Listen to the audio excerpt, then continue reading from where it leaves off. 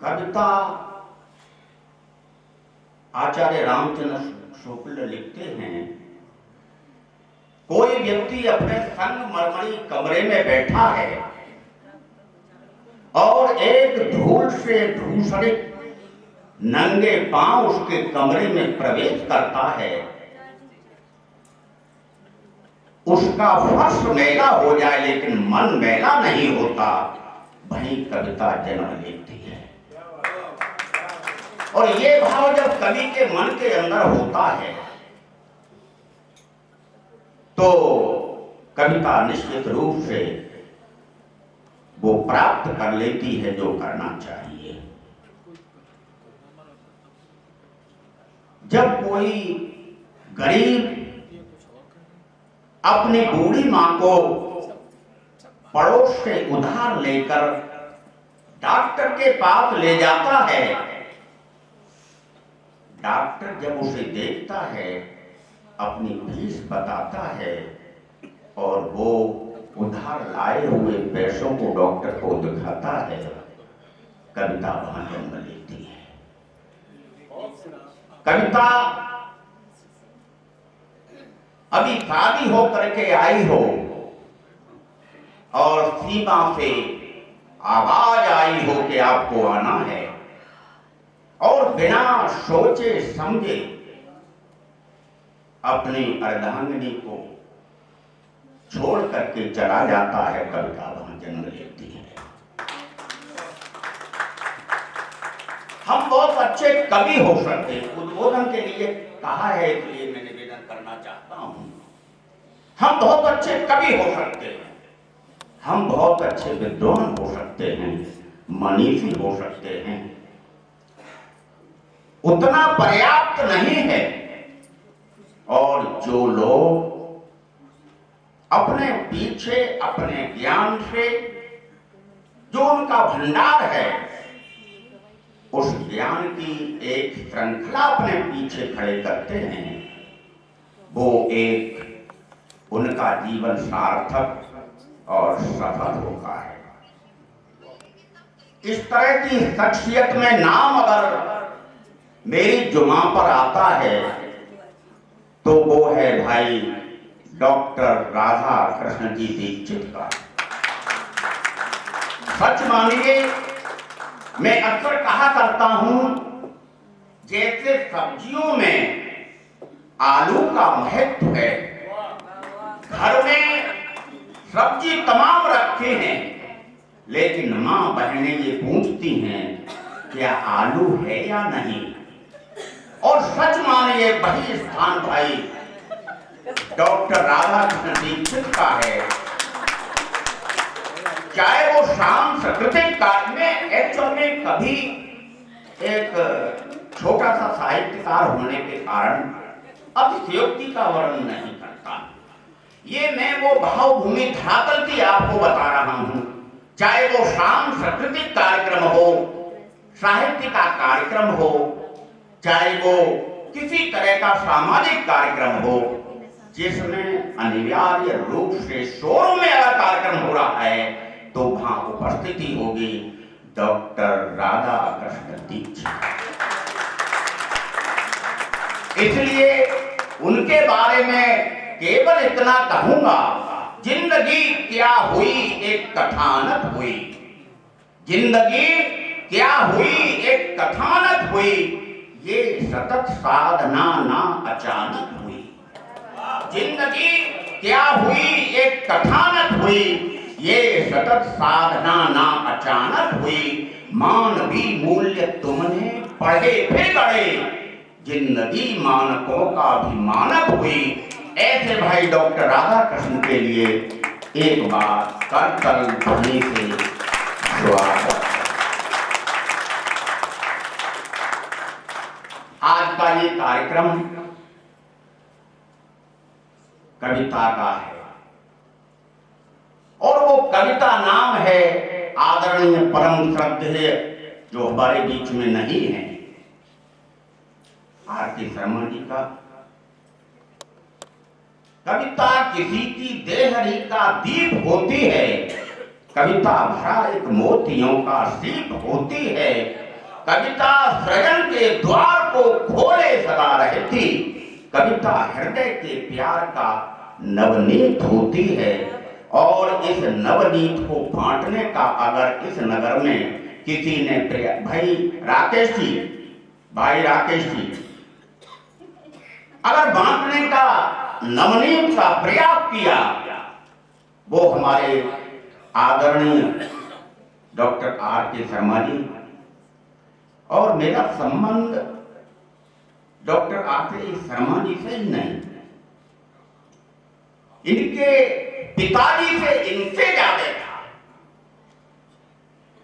और अक्सर मैं उनके घर जाता था और शर्मा जी को बुला के वो कहते थे कि भाई इनका ध्यान रखना, ये कविता लिखते हैं, कैसी लिखते हैं कैसी नहीं लिखते।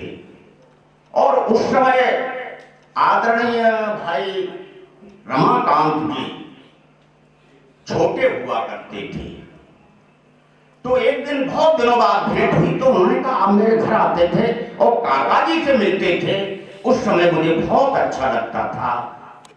तो ये तो मेरा एक्चुअल में परिवार रहा है, तो मेरा उत्तरदायित्व बनता है कि बहुत से लोग इस संसार से चले जाते हैं, लेकिन कुछ लोग ऐसे होते हैं उनके जाने के बाद घर में कहीं न कहीं सूना सूना लगता है। सच में उनको ला तो नहीं सकते, लेकिन ला सकते हैं। उन्होंने जो एक परंपरा काव्य मंगला से लेकर अब तक डाली थी, उसको हम जीवंत बनाए रखें और उनसे हम क्या प्रेरणा लेकर के अपने कार्यों को आगे बढ़ा सकते हैं। मैंने कुछ पंक्तियों के माध्यम से उनके संबंध में निवेदन किया है, वो मैं आपको बता रहा हूं।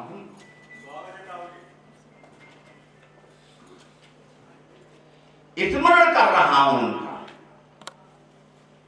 और आदरणीय शर्मा जी बाल स्वभाव के थे, बहुत बड़े होने के बाद भी, और उनको मैंने अपनी जिंदगी में सदैव मुस्कुराते हुए देखा। तो मैं कोटेशन भी लिख लेता हूं कभी कभी। तो मैंने कहा गुरुजी मैंने एक कोटेशन लिखा है। उन्होंने कहा बताओ बेटा। मैंने किसी को कुछ न दे सकूं तो मुस्कान की आभाई दे दो, जिसमें तुम्हारा कुछ नहीं गया और उसे सब कुछ मिल गया। तो बड़ा प्रसन्न हुआ करते थे। मैंने निवेदन किया है कि नवीन यादें जिनकी हैं, हम स्मरण कर रहे हैं उनको, नवीन यादें जिनकी हैं वो कभी पुरानी ना होंगी, और जिन राहों को बना गए तुम कभी वीरानी ना होंगी। स्मृति की रेखाएं तुमने क्यों गहरी कर देनी है, और सभी भावनाएं अपने घर में महरी कर लेनी है। स्मृति की रेखाएं तुमने क्यों गहरी कर देनी है, और सभी भावनाएं अपने घर में महरी कर लेनी है।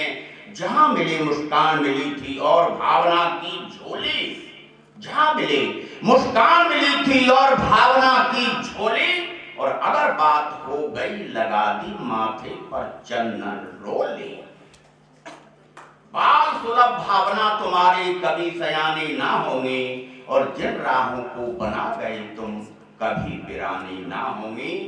सुमन सुमन जिनके होते हैं उनकी सदा आरती होती। सुमन सुमन जिनके होते हैं उनकी सदा आरती होती, और तुम तो प्रेम पयोद सभी के सम्मुख सदा भारती होती। जो पद चिन्ह छोड़ के धाये, जो पद चिन्ह छोड़ के धाये कभी कभी तो बोलेंगे। जो पद चिन्ह छोड़ के धाये कभी कभी तो बोलेंगे, और हमें नहीं ना कितने देखो साथ तुम्हारे हो लेंगे। जिन कलमों ने लेख लिखे कलमें बदनामी ना होंगी, और जिन राहों को बना गए तुम कभी वीरानी ना होंगी। ये हम विश्वास दिलाते हैं। करी साधना साधक बनकर विनयशीलता के कर्मी, दिल से खुली किताब जिंदगी भव्य भावना के धर्मी। तुम ही ने तो इस बगिया में बीज नेह के बोए थे, काव्य मंगला प्रारंभ करके। तुमने ही तो इस बगिया में बीज नेह के बोए थे, और बात गमन की सुन करके सच मानो सब रोए थे। इन सुमनों से मिलते रहना तो हैरानी ना होगी, और जिन राहों को बना रहे तुम कभी वीरानी ना होंगी। व्यवहारों की बनी श्रृंखला कभी कभी तो बोलेगी, तुम बोलोगे या ना बोलो बात तुम्हारी बोलेगी। व्यवहारों की बनी श्रृंखला बहुत व्यवहारिक थे, रास्ते में मिल गए बिठा लेते थे, बिल्कुल कभी लगते थे बहुत बड़े विद्वान हैं, और कभी लगते थे ये तो बालक स्वभाव के हैं। व्यवहारों की बनी श्रृंखला कभी कभी तो बोलेगी, तुम बोलोगे या ना बोलो बात तुम्हारी बोलेगी। गुणवंतों की कठिन राह है कभी न दूजा होती है, गुणवंतों की कठिन राह है कभी न दूजा होती है, और वर्तमान पूजे ना पूजे पीछे पूजा होती है। गुणवंतों की कठिन राह है कभी न दूजा होती है, और वर्तमान पूजे ना पूजे पीछे पूजा होती है। बना गए इतिहास आप जो कभी कहानी ना होगी, और जिन राहों को बना गए तुम कभी वीरानी ना होगी। ये मैंने अंतःकरण से उनको नमन किया है। वो सदैव हमारे साथ रहेंगे, और उनका आशीर्वाद उस समय भी, और मौन आशीर्वाद भी होता है। सभी के हृदय को जीत लो आचरण से, मधुमय गंध जैसे वातावरण से। आशीष का मूल्य होता बहुत है अगर कोई दे दे अंतःकरण से। तो वो अंतःकरण वाला आशीर्वाद गुरु जी का हमेशा मिलता रहा। इसलिए हम लोग शोरोंवासी बहुत गौरवान्वित होते हैं। अब मैं एक छोटी सी कुछ लाइनें और सुनाना चाहता हूँ। मैं 10 दिन की यात्रा पर बस छोटी सी कविता है, उसे कह के और मैं अपनी वाणी को विराम दूंगा। 10 दिन की यात्रा पर मेरा बेटा श्रीनगर में डॉक्टर है, तो उसने मुझे बुलाया। 10 दिन हम लोग वहीं सभी चीजें देखते दाखते रहे। तो गाड़ी में हम लोग जा रहे थे, और वो हाईवे जो श्रीनगर से जम्मू कश्मीर को जाता है, अचानक ड्राइवर तो मॉडर्न था, उसने एक होटल पर वो गाड़ी रोक दी, और वो कहने लगा कि भाई, मैंने कहा चाय पियोगे? कि नहीं, चाय नहीं पीऊंगा, आपको एक बात बताना चाहता हूँ। यहीं पर वो पुलवामा कांड हुआ था, लेकिन जिस जगह पर ये कांड हुआ था वो पुलवामा नहीं था जगह, लेकिन उस जिले का नाम पुलवामा है, और थोड़ी दूर पे वो कांड हुआ, इसलिए पुलवामा नाम से वो पॉपुलर हो गया। तो शाम को मैंने कुछ लिखा, वो आपसे निवेदन करके मैं अपनी वाणी को विराम दूंगा।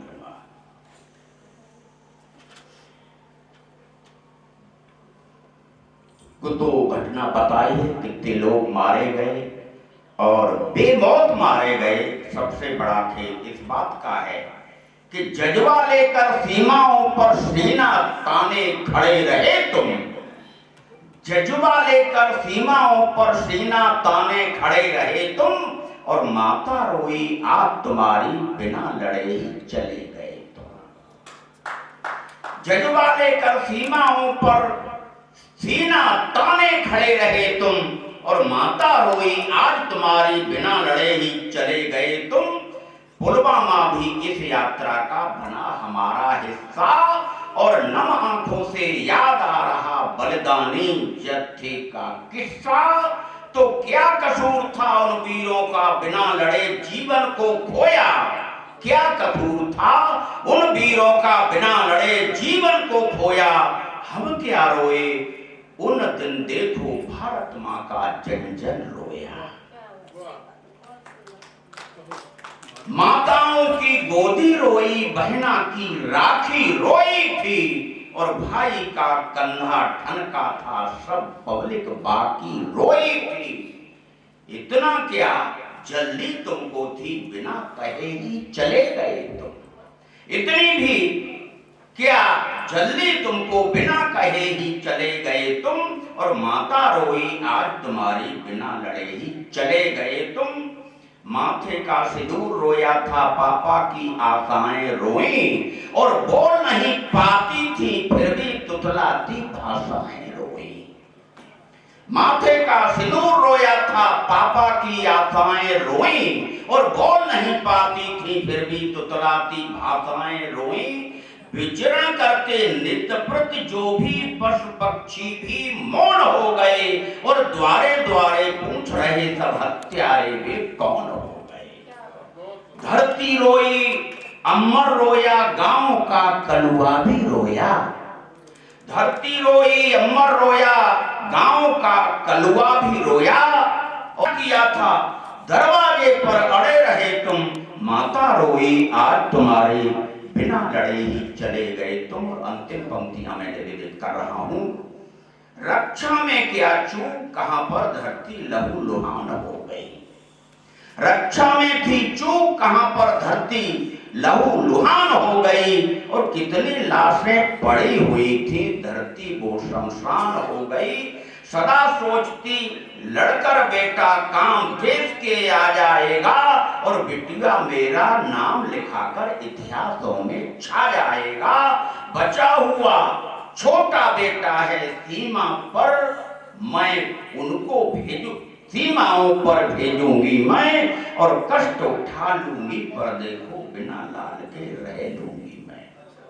सपने में बेटा का देखा, सपने में बेटा को देखा, दहली पर ही अड़े रहे तुम। सपने में बेटा को देखा, दहली पर ही खड़े रहे तुम, और माता रोई आज तुम्हारी, बिना लड़े ही चले।